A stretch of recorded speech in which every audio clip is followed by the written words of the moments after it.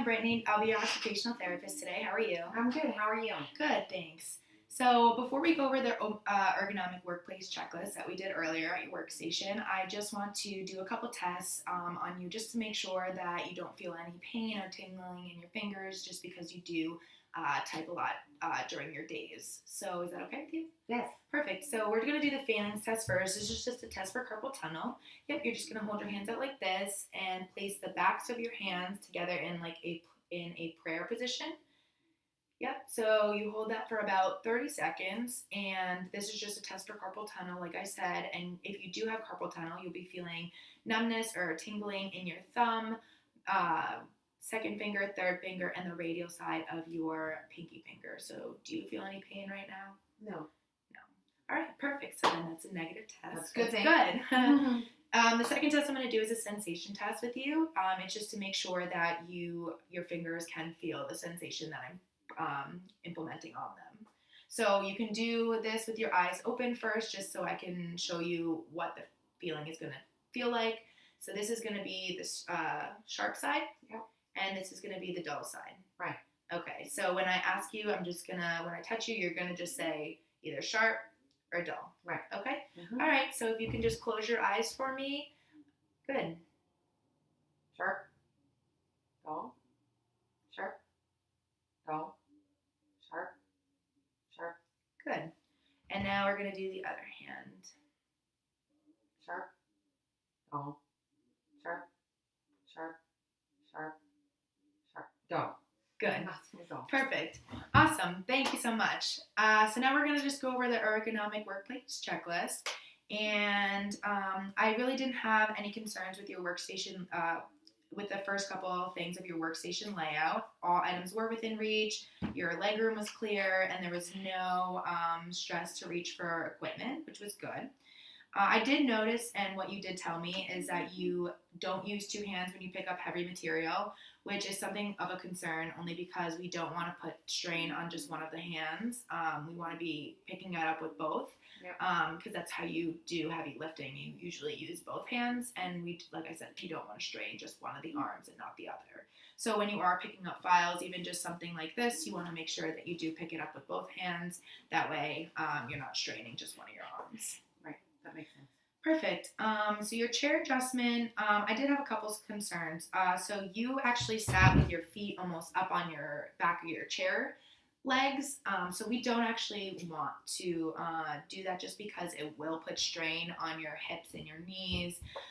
So you want to just make sure that your feet are flat on the floor, your knees are at a 90-degree angle, and your thighs are horizontal to the floor. So if you could just... Yes, that's perfect. So, yep, you want your feet both on the floor at like a 90-degree angle, like I said, your knees at a 90-degree angle, and your horizontal and your thighs horizontal. So, yeah, I would recommend sitting this way just because it will help your posture, and it also won't put as much strain on your hips as well. Okay, makes sense. Perfect. And then, just as I see you sitting right now, you do have a lot of gap between you and the back of the chair, so this can actually put strain on your back, and I see that sometimes you tend to slouch a little bit, which is not good for your back and the posture that you're supposed to be sitting in. So one thing I could recommend if you want to is you could scooch back in your chair so that you are completely back and against the back of the chair bed. Mm-hmm. However, if you do like sitting the way that you were sitting, just like that, I would recommend putting a pillow just in the back of your chair. That way it takes that space away, and you're able to sit like you normally do, just with something on the back that holds your posture up and your back straight. Yeah, that's a good idea. Perfect. Thank you. So I didn't have any other concerns with the chair adjustment. Everything else was good. I did notice that when you do type at your computer, your arms are almost fully flexed. Fully extended. So when you do type, you want to be at a 90 to 110 degree extension, so you're not completely extended, So when you do type, I would either just make sure that you bring the computer a little bit closer if you can, or if you have monitors, maybe bring the keyboard a little bit closer, or even move just closer to the desk in general. That way you're not fully extending your arms because you are far away from the desk. Okay. Okay. Other than that, I didn't really have any other concerns. It seems like your desk was very organized and your things were in reach.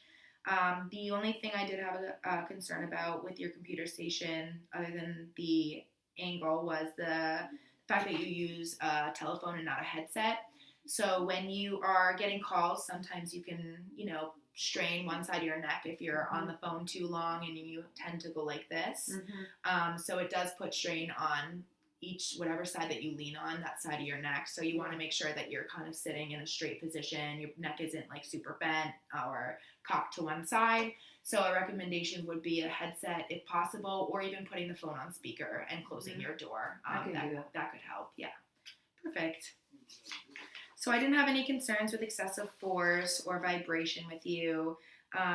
Your posture was pretty good. The only thing that I noticed was that your back is flexed during typing at your desk. So I would recommend the pillow, like I said, and just making sure that when you lean back, you are leaning fully back so your neck isn't completely bent or anything like that. Perfect. Okay. So I had no more concerns with the posture, no concerns with contact stress or repetition.